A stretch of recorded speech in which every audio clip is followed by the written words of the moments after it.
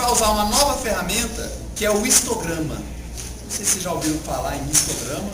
O histograma ele é um tipo de gráfico, inclusive o Excel, que é o que a gente vai desenvolver hoje. O Excel produz histogramas também, ele é bem simples de ser feito e ele gera uma análise bem interessante para qualidade, se você quiser avaliar o que está causando problema nas peças, qual que é a distribuição das frequências. Eu vou passar a explicação geral. Conforme eu avisei, se vocês puderem trazer o computador, ia ser bacana, porque a gente pode desenvolver esses gráficos no computador. Ao mesmo tempo que, para não ser injusto, eu também não vou colocar exercícios que só dê para fazer com o computador. Só que se tiver que fazer na mão, dá um pouquinho mais de trabalho, mas sai da mesma forma. Pessoal, eu criei aqui no mesmo formato que eu estou colocando nas outras aulas, eu coloquei aqui os dados do histograma. Então, o histograma é uma ferramenta utilizada para registrar cronologicamente. O que quer dizer cronologicamente, pessoal? No tempo, certo. Ao longo do tempo, né? Cronológico é relativo a tempo. Então é utilizado para registrar cronologicamente a evolução de um fenômeno dentro de um certo período de tempo, ou as frequências de vários fenômenos em um momento ou período definido. Explicação mais chata do mundo, é a minha definição para isso. Pessoal, o histograma vai servir basicamente para analisar duas coisas. Primeiro, que ele é uma ferramenta para comparação. O histograma, tem até um desenho, vou só descer um pouquinho. O histograma ele é um desenho que é um gráfico de barras verticais. Nada mais do que isso. Vocês vão notar pelo desenho ali, são várias barrinhas diferentes. E a principal utilidade da gente fazer um gráfico é você poder analisar as coisas com facilidade. Então, neste caso, pessoal, o histograma ele é bom para a gente comparar. Por exemplo, nesse gráfico que eu coloquei de exemplo aqui, pessoal, qual é o caso mais comum que ocorre? A letra D. Então você consegue bater o olho e saber, por exemplo, entre A, B, C, D, E, F, G, qual é o deles que tem a maior frequência. Então ele é o que mais acontece. Então ele é uma ferramenta de comparação. O que aquele textinho mala ali quer dizer? Duas coisas. Primeiro, que você pode comparar uma coisa ao longo do tempo, para ver se ao longo do tempo teve uma melhora ou uma redução. Por exemplo, você poderia fazer isso com o faturamento da empresa. Então você analisa um fator ao longo do tempo, todo mês, para ver se está aumentando ou diminuindo as receitas da empresa. Ou você analisa várias coisas, vários fatores, em um momento só. Então você pode fazer uma comparação, por exemplo, entre a satisfação dos clientes. Você pode agrupar os clientes que votaram bom, os que votaram muito bom, os que votaram regular, os que votaram ruim, os que votaram muito ruim. Fazendo esse gráfico de barras, esse histograma, você consegue saber qual daqueles itens, naquela pesquisa, uma vez só, teve o melhor resultado. Então, uma ferramenta basicamente para fazer a comparação. E o interessante de ser um gráfico é que ele agiliza esse processo. É muito mais fácil comparar um gráfico como esse do que se eu desse uma tabela para vocês, que tivesse as linhas A, B, C, D, F, G e as colunas, e a segunda coluna, o número, né, ou a frequência. E aí imagina se fosse um gráfico muito maior. Então o desenho ele vem para facilitar essa análise.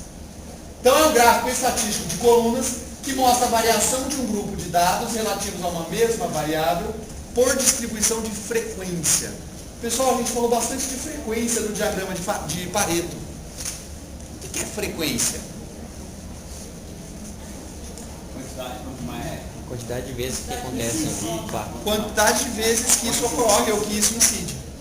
Certo? Então é um gráfico que a gente sempre vai usar nele a medida de frequência. Normalmente a frequência é calculada usando-se percentual. Quando você quer falar a frequência de alguma coisa, a frequência de resposta, a frequência dos problemas, você usa o percentual. Porque de 0 a 100% fica fácil, você já sabe o que é 50%, o que é 75%, o que é 25%. Então a forma de você normalizar essa frequência, deixar os gráficos todos padronizados. Então, o histograma vai usar sempre no seu eixo vertical, sempre no seu eixo vertical, a frequência de ocorrência. Então, 4%, 6%, 8%, 10%. É o percentual com que alguma coisa ocorre. Já vem o exercício que fica mais claro. E no eixo horizontal, quais são as classes que você está analisando? No meu exemplo lá, na pesquisa de satisfação dos clientes, as classes poderiam ser as respostas. Muito bom, bom, regular, ruim, muito ruim. Certo? Então eu vou trazer alguns exemplos para mostrar como que a gente pode usar essa ferramenta. Ela tem uma serventia, ela é fácil de utilizar, e aí a gente consegue enxergar isso e deixar bem claro no exemplo. Pessoal, meu primeiro exemplo, deixa eu tentar agrupar aqui na nossa tela para tudo de uma vez. Tá aqui. Se você, talvez não estejam conseguindo ler aí, mas só para vocês acompanharem o que eu estou falando aqui. Vamos supor que o gerente de um supermercado deseja saber se os clientes têm razão quando reclamam da demora na fila dos caixas. Vamos imaginar o seguinte, vocês estão trabalhando numa loja e os clientes têm feito constantes reclamações sobre a demora nos caixas. Só que, na tua opinião, está rápido o caixa, eles estão atendendo bem, os funcionários estão bem treinados. Então você quer avaliar se os clientes estão realmente tendo atraso. Você quer medir, mensurar isso. Então, para descobrir isso, ele reúne os operadores fiscais de caixa, discutem o problema, está atrasando, os clientes estão reclamando, o que a gente vai fazer em relação a isso? E resolvem reunir dados. Quais dados que eles acumulam, pessoal? Tempo e frequência da demora. O que eles fizeram aqui? Eles cronometraram, em alguns dias, aleatoriamente, quanto tempo cada cliente demorou para ser atendido. Então eles fizeram um registro de dados. Vocês vão notar que na elaboração de qualquer histograma, pessoal, é muito importante ter dados. Se os dados que você tiver não forem confiáveis, o seu histograma não serve de nada. Então lá no banco, os caras viram o problema, beleza, vamos mensurar quanto tempo está demorando o atendimento de cada cliente. Tempo e frequência. E colocá-los em um histograma. E o resultado obtido é o seguinte. Está aqui o histograma. Uma pergunta, pessoal. O que significa esse 1, 2, 3, 4, 5, 6, 7, 8, 9? Porcentagem. É cálculo em percentual, né? 9%, 8%, mas o que isso aqui representa?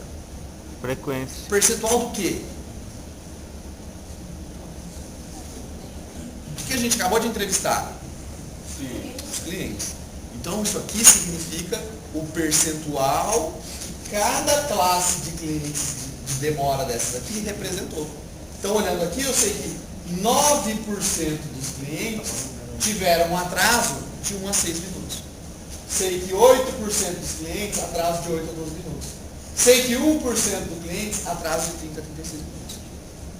Beleza? Conseguiram entender a ideia do gráfico? É a relação entre quantas vezes acontece e cada uma das variáveis. Então aqui a gente conseguiu agora identificar através desse gráfico qual o percentual dos clientes que está tendo o quanto de atraso. E aí aqui no exemplo ficou o seguinte. Para o gerente, o histograma mostrou o quê? Primeiro, a espera varia de 1 a 36 minutos. Concordam? Concordo. Né? De 1 até 36 minutos.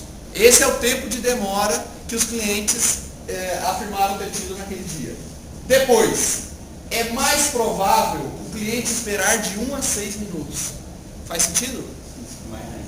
Exatamente, porque se a gente comparar as frequências, a maior barra, ou seja, a que aconteceu a maior parte das vezes, é de 1 a 6 minutos. Então isso já é uma afirmação que você bate o olho no histograma, você já sabe dizer. E é pouco provável, mas é possível que o cliente espere entre 30 e 36 minutos. Ou seja, na pesquisa que foi feita, houve um percentual aí que esperou de 30 a 36 minutos. Então, gente, o que é bacana? Lembra do uma imagem vale mais que 1000 palavras?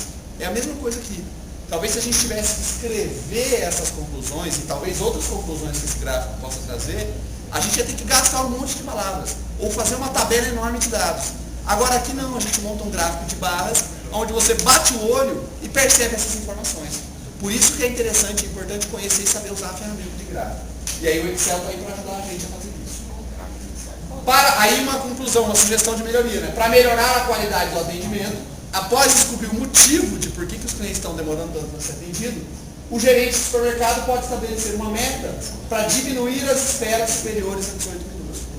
Então, isso aqui foi uma sugestão em relação a este gráfico, o que poderia ser feito. Então, talvez se você der o foco para reduzir essas 3 esperas, que são as maiores esperas, os clientes não vão ter problema de esperar de 1 até cerca de 18 minutos.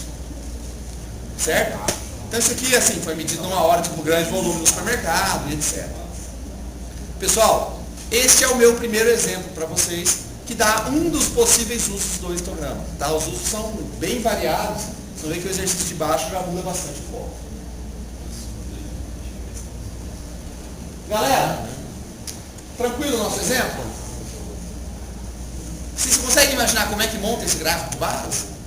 Clica no inserir gráfico, aparece Então, mas aí o que você tem que colocar no inserir gráfico?